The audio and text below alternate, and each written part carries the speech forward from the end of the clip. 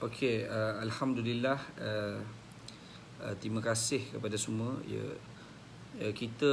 saya terpanggil ya nak buat sedikit kenyataan daripada saya setelah banyak yang telah berhubung melalui Facebook dan juga menghubungi saya berkenaan dengan berkenaan dengan pemilik ataupun pengasas Hot Burger, iaitu saudara Asri, yang kita kenali. Dan suatu ketika sebelum ni saya pernah berjumpa dengan beliau berkenaan dengan ada beberapa aduan berkenaan dengan berniaga burger yang kita tahu sewaktu dia beberapa tahun yang lepas, kalau tak silap saya, pada tahun 2017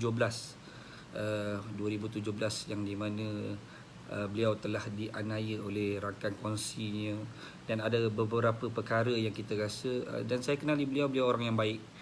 Dan alhamdulillah, jadi ada beberapa yang telah menghubungi saya dan mengusulkan berkenaan kenyataan yang dibuat oleh Asri yang telah dibidas oleh ketua ataupun ketua Polis Daerah Sungai Buloh, iaitu yang kita faham setelah tular video yang dikeluarkan oleh Asri telah berlaku ataupun telah ditolak bulat-bulat oleh pejabat polis Sungai Buloh, yang di mana mengatakan telah membuat beberapa kali serbuan daripada tahun 2019 dan pada tahun ini juga mereka melakukan serbuan dan telah mengambil tindakan. Dan kita faham ya sebenarnya bukan mudah tugas pasukan polis, dan kita pun keluarga polis dan banyak bekerjasama dengan pihak polis, dan kita tahu bukan mudah untuk menghapuskan sindiket perjudian. Dan kita faham bukanlah perkara mudah untuk majlis pemandaran, untuk majlis bandaraya ataupun majlis pemandaran untuk mengambil tindakan ke atas sindiket judi. Tapi saya nak ini berada dalam keadaan adil ya. Kita faham tugas polis bukannya mudah, dan hari ini saya buat live ni pun bukan tujuan untuk nak bergaduh ataupun nak menolak ataupun nak menunding jari ataupun nak mengatakan pihak polis tidak menjalankan tugas ataupun majlis bandaraya PBT sendiri tidak menjalankan tugas. Kita pasti semua pasukan polis dan semua pihak berwajib inginkan negara kita mempunyai keamanan dan inginkan negara kita dalam keadaan aman dan rakyatnya dalam keadaan tidak terancam. Tetapi kita juga perlu lihat dan perlu kaji ya. Dalam yalah, kalau sebelum ini tidak ada COVID-19, tidak melalui fasa-fasa ujian yang berat, kita tahu mungkin kalau sebelum ni kita faham mungkin ada orang boleh mendapat meraih pendapatan dengan pekerjaan.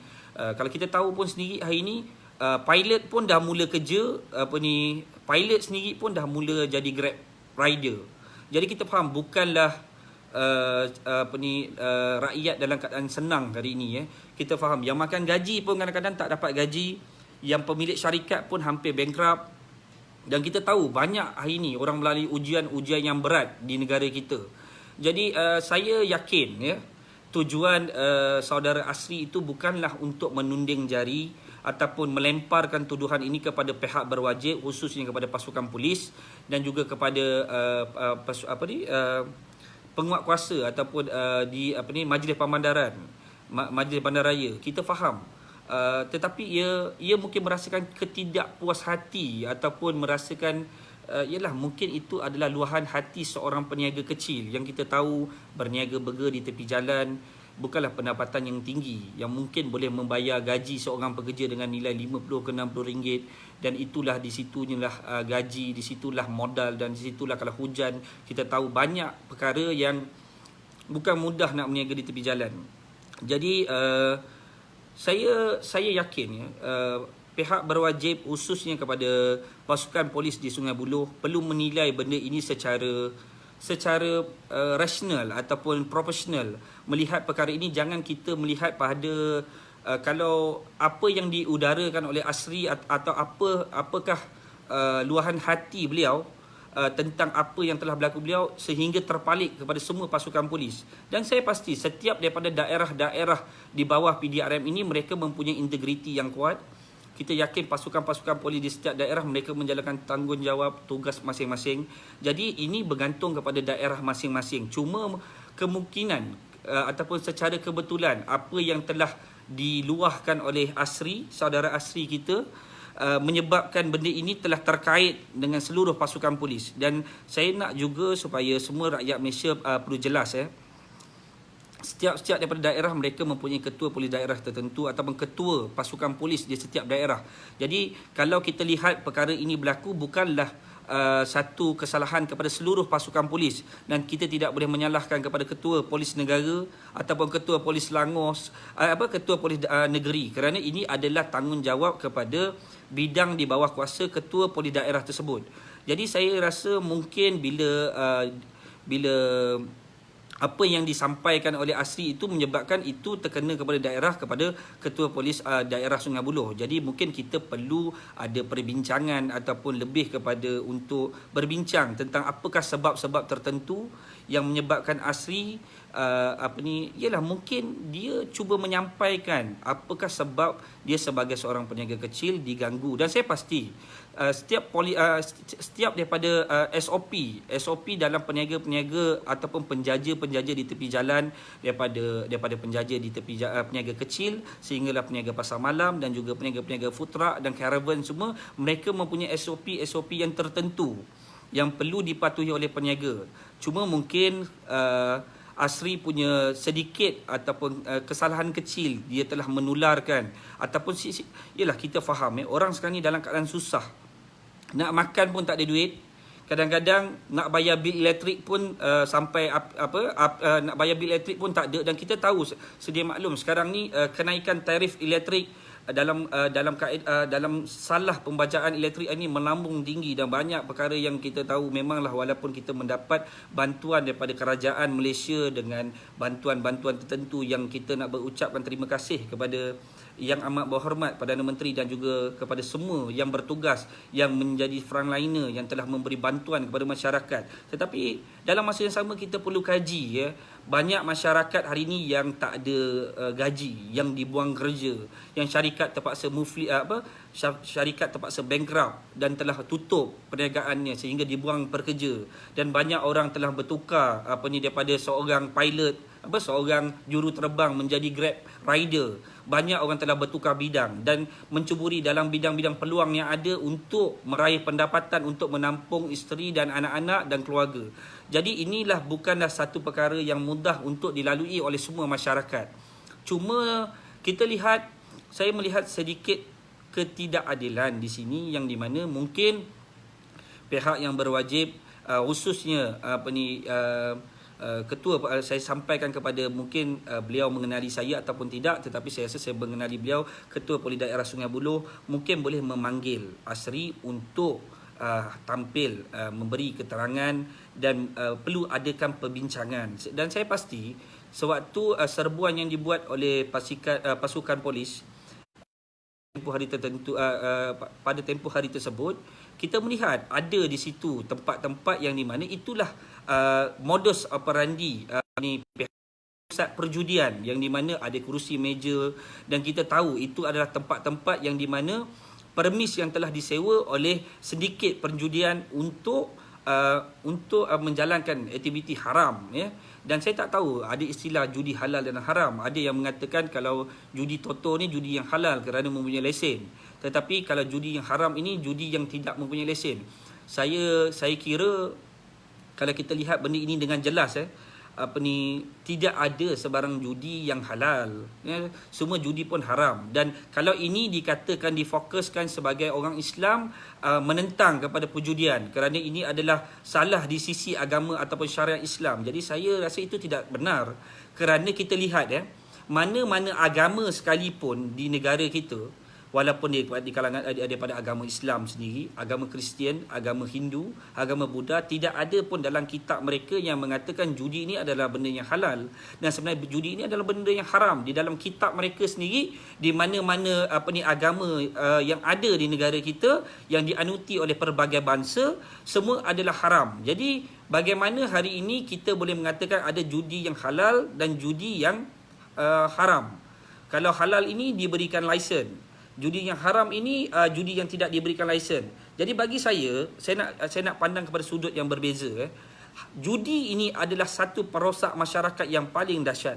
Yang kita tahu, judi ini bukan sahaja boleh merosakkan bangsa, agama, bukan boleh merosakkan bangsa, tetapi boleh merosakkan seluruh lapisan masyarakat dan boleh menyebabkan masyarakat terlibat ataupun terlibat dengan jenayah kerana mereka telah habiskan duit mereka kepada perjudian. Dan kita tahu judi ini bukanlah satu benda yang boleh mencipta kemenangan. Jadi saya tak faham kenapa satu racun yang besar judi ini dibiarkan ataupun saya rasa ini perlu kerjasama. Sebenarnya pihak yang berwajib perlu melihat apa yang disampaikan oleh Asri itu adalah satu rintihan daripada masyarakat, seorang individu masyarakat yang berani untuk menularkan dan bukan tujuan untuk melemparkan tuduhan kepada pihak berwajib. Mungkin dia cuba memberitakan ataupun kemungkinan kemungkinan besar PDRM di kawasan Sungai Buloh terlepas pandang kepada ada pusat perjudian yang masih beroperasi, yang masih buka, yang tidak diambil tindakan. Dan kita faham mereka ini sangat licik, sindiket perjudian ini sangat licik, dan sebenarnya kita perlu ucapkan terima kasih kepada Asri. Dan itulah satu tindakan ataupun satu tindakan keberanian yang ditunjukkan oleh seorang individu masyarakat, walaupun beliau pada waktu itu mungkin meluahkan rasa ketidakpuas hati ke atas dirinya kerana dia seorang peniaga kecil yang berniaga burger, tapi dia ambil tindakan. Tetapi kenapa perjudian tidak diambil tindakan? Jadi sepatutnya benda ini tidak perlu ada satu pergaduhan antara pihak berwajib dan juga kepada pengguna di Malaysia ataupun seorang individu peniaga kecil yang kita lihat cuba memberi bantuan juga di sini. Jadi saya harap lihat benda ini secara profesional, dan kita minta sahabat saya Ketua Polis Sungai Buloh melihat benda ini bukanlah satu tuduhan. Lihatlah benda ini sebagai satu kebaikan kepada masyarakat. Dan saya yakin kalau ada masyarakat yang begini, yang berani untuk membuat satu ini dikira macam duta kecil kepada kerajaan, duta kecil kepada pihak berwajib. Kalau setiap daripada negeri-negeri, setiap daripada daerah-daerah yang kecil ada yang berani untuk buat sedemikian, tujuannya untuk menyampaikan kepada pihak berwajib, ini adalah satu komunikasi ataupun satu komunikasi baik antara masyarakat kepada pihak berwajib. Dan ini bukankah ini satu benda yang perlu diberikan satu anugerah? Tak perlulah kita rasakan Asri ini seperti mengancam. Kita tidak perlu melihat Asri adalah satu benda yang ancaman kepada negara. Kita perlu melihat judi itu adalah satu ancaman. Jadi bila Asri ini menjadi satu ancaman, dan saya pasti ini memberi satu tepukan gemuruh kepada sindiket perjudian yang hari ini mereka sebenarnya cuba menakut-nakutkan masyarakat supaya tidak cuba membuat laporan ataupun membuat aduan kepada pihak berwajib supaya tindakan mereka tidak diambil. Tetapi apabila tular wajah Asri dan diberitakan kepada semua channel-channel, dan kita tahu beliau sedang diviralkan, ini ada satu ancaman besar yang dan juga bahaya besar yang akan berlaku kepada Asri. Asri seharusnya dilindungi, ataupun Asri ini sepatutnya dia perlu diprotek supaya tidak ditularkan wajah beliau, kerana ini sudah menjadi ancaman kepada sedikit perjudian akan mencari segala maklumat tentang Asri, dan di mana tempat tinggalnya, apa nombor keretanya, keluarga dan anak-anaknya. Jadi ini satu benda yang saya kira tidak perlu berlaku lah. Ya, jadi saya harap wajib lihat benda ini dan pandanglah benda ini supaya benda ini dapat memberi satu kerjasama yang baik antara mata-mata kecil ataupun duta kecil masyarakat kepada pihak berwajib. Dan sepatutnya dirahsiakan tentang setiap daripada, walaupun beliau telah tularkan video tersebut dan saya pasti wajah beliau tidak terlihat. Jadi sepatutnya perlu dirahsiakan maklumat sebagai pengadu. Jadi apabila benda ini tidak dilihat sebagai satu benda yang satu kerjasama yang baik antara masyarakat dan juga pihak berwajib, dan saya pasti ramai masyarakat akan takut ataupun untuk tampil memberi kerjasama kepada pihak berwajib apabila dikira memberi ancaman besar. Yang kita tahu sindiket perjudian ini adalah satu ancaman besar, dan mereka mempunyai duit yang banyak, mempunyai kuasa, mempunyai pelbagai rangkaian yang boleh membuatkan seseorang itu hidup dalam keadaan memberbahaya, maksudnya dalam ancaman yang besar, menjadi mangsa kepada perjudian. Kita faham perjudian telah mengaut keuntungan, saya tak tahu sama ada ratus juta ataupun boleh pergi berbilion seluruh Malaysia, yang hari ini kita kacau periuk nasib mereka. Sudah pasti rangkaian mereka telah sampai, maklumat tentang Asri ini sudah sampai kepada pihak kepada sindiket perjudian, dan ini satu benda yang tidak menyeronokkan kita. Kita di Persatuan Pengguna Semboyan pun terasa tampil untuk membuat satu kenyataan supaya dilihat secara rasional kepada ataupun secara terbuka dilihat oleh pihak berwajib, supaya jangan menakutkan lagi ataupun cuba untuk memberi satu ketakutan kepada duta kecil yang cuba memberi kerjasama kepada pihak berwajib.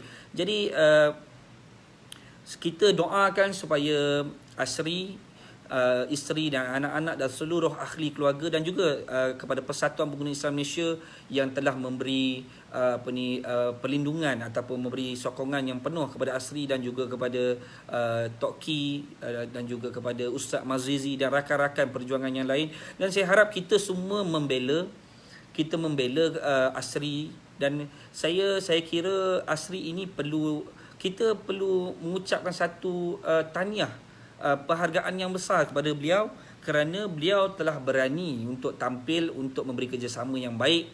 Walaupun kita lihat pandangan sisi yang lain, orang boleh membuat pelbagai andaian. Ada yang mengatakan Asri ini dengan sengaja kerana periuk nasinya diganggu dan menyebabkan dia telah mencari kesalahan pihak berwajib. Saya pandang pada perspektif yang lain lah. Kita pandang pada sisi yang lain. Kita jangan nampak khilaf dia. Kita nampak kebaikan yang di mana keberanian yang ditunjukkan oleh Asri, dan juga saya yakin akan lebih ramai lagi berani tampil untuk memberi kerjasama. Dan kita boleh ikuti contoh yang dilakukan oleh Kementerian Wilayah Persekutuan seketika Oxbah, yang di mana dia telah mengumpulkan pelbagai agensi, pasukan polis, majlis bandaraya dan pelbagai lagi agensi-agensi yang terlibat immigration, SPRM, Suruhanjaya Integriti bekerjasama, dan juga beberapa NGO termasuk Persatuan Pengguna Islam Malaysia dan pelbagai lagi persatuan-persatuan yang ada, IPANKO, YADIM, kalau kita tengok banyak lagi persatuan yang terlibat, dan di mana itulah kerjasama antara NGO dan juga agensi dan dipantau oleh Kementerian Wilayah, yang di mana itu adalah satu benda yang baik. Kalau setiap daripada negeri dan daerah-daerah kecil ini dapat melakukan perkara yang sama, setiap daripada kerajaan negeri dapat melakukan perkara yang sama, saya pasti judi ini akan terhapus, dan pastinya masyarakat ini akan lebih selamat. Kita tahu judi ini benda yang tidak selamat. Banyak perkara yang kita rasa banyak lagi kegiatan haram yang di Malaysia yang kita rasa memberbahaya, tetapi judi adalah perkara yang paling membahaya. Longkangnya kecil tapi boleh masuk segala banglo, rumah, segala perniagaan. Malah isteri dengan anak tergadai sehingga lupakan isteri dengan anak-anak, tinggalkan isteri dan anak-anak, lupakan tanggungjawab dan amanah, seluruh hartanya dijual untuk judi. Ini adalah perkara yang sangat serius. Jadi saya harap pasukan polis di Sungai Buloh dan juga Majlis Bandaraya melihat benda ini adalah satu kerjasama yang baik. Cari titik persamaan, cari titik permulaan untuk menjalinkan kerjasama dengan duta-duta kecil. Kita faham, kita tak nak ganggu kerja polis. Saya pun keluarga polis. Dan sebenarnya saya banyak bekerjasama dengan polis. Malah kita mempunyai hubungan yang baik dengan ketua polis negara pun. Kita ada hubungan yang baik dengan ketua polis negeri dan kita berkawan dengan semua pasukan-pasukan polis. Dan kita tidak ada sebarang sebab untuk menunding jari kepada pihak polis. Tetapi kadang-kadang ada perkara-perkara yang kita tahu dalam sebuah organisasi pasti ada setiap kelemahan, kesalahan kecil yang kadang-kadang kita tak nampak, orang lain nampak. Jadi patutnya kita perlu mencari satu kaedah untuk menyelesaikan masalah. Dan mungkin kita lihat, kita tahu ini adalah adalah zaman teknologi, adalah zaman yang di mana menggunakan handphone, smartphone untuk mencari segala maklumat, dan hari ini adalah tempat paling mudah untuk kita mengambil handphone. Jadi saya rasa selagi benda itu tidak mengaibkan, ini bukan mengaibkan, ini adalah benda sedang membuka pintu ataupun membuka mata, wajib untuk melihat pusat judi masih lagi seperti cendawan tumbuh. Jadi patutnya kita perlu ambil inisiatif untuk membasmi kuman lah. Membasmi judi ni seperti membasmi kuman. Jadi tak perlulah kita mencari sebab untuk mencari kesalahan ataupun untuk menunding jari kepada mana-mana pihak. Jadi saya harap kepada sahabat saya ataupun kawan Ketua Polis Daerah Sungai Buloh supaya memandang ini sebagai satu benda, satu perkongsian dan teguran nasihat daripada duta kecil masyarakat untuk memberikan layanan yang baik kepada ASRI dan untuk mencari kaedah bagaimana untuk menyelesaikan masalah, bukan mencari masalah lagi, bukannya untuk kita bergaduh, untuk kita berperang, untuk kita mencari salah, mencari mana dari sudut undang-undang yang boleh dikenakan tindakan dan sebagainya.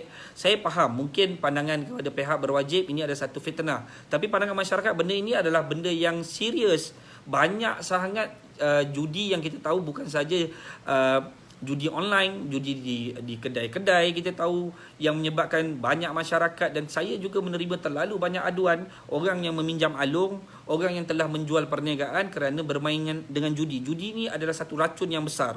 Jadi saya harap sekarang pun dah masuk Zohor, kepada sahabat-sahabat semua, sahabat-sahabat perjuangan, teruskan membela ASRI. ASRI kuatkan hati, teruskan bersemangat, beri kenyataan dan berjumpa dengan pihak polis, berikan kerjasama yang baik kepada pegawai polis, kepada IO kes, dan cuba memberi maklumat yang tepat dan cuba menjalankan hubungan yang baik dengan pihak polis, kerana kita pun tidak mahu sebarang pembalahan antara masyarakat dan juga pihak berwajib, kerana kita perlukan pihak berwajib, kerana pihak berwajib ada bersama dengan kita dan menjaga keamanan dan keselamatan negara. Tapi dalam masa yang sama, pandanglah pada pandangan kami adalah suara kami adalah suara rakyat, suara kepada negara, suara duta kecil kepada negara. Walaupun anda semua berada di bahagian depan dalam memberi pembelaan kepada kami juga ada hak kami untuk menyuarakan sebagai satu hak kami sebagai pengguna di Malaysia. Jadi saya harap benda ini dapat diperhalusi, diperlihat bagaimanakah kaedah untuk mencari kaedah dalam keadaan musim PKP ini, membantu masyarakat mencari memberi kemudahan kepada peniaga-peniaga kecil. Dan saya yakin kepada majlis-majlis bandaraya yang ada perlu membuat satu kaedah bagaimana untuk membantu peniaga-peniaga kecil di tepi jalan supaya mereka diberikan hak mereka. Walaupun kita sedar kalau mereka mempunyai duit yang banyak, sudah pasti mereka tidak akan berniaga di tepi jalan, dan diorang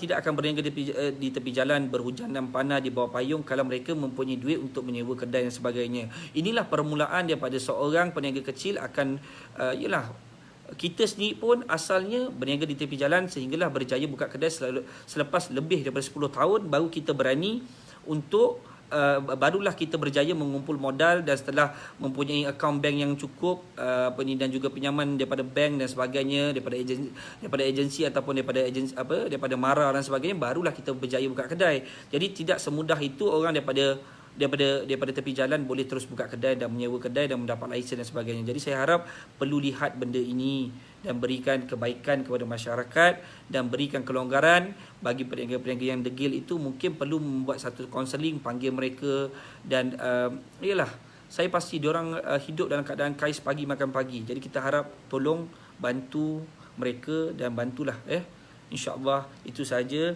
Saya harap ada apa-apa yang tidak faham tentang apa yang dikomen oleh saya boleh berhubung dengan saya.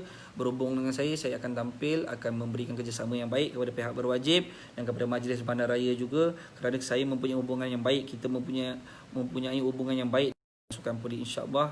Wabillahi taufiq wal hidayah. Wassalamualaikum warahmatullahi wabarakatuh. Assalamualaikum.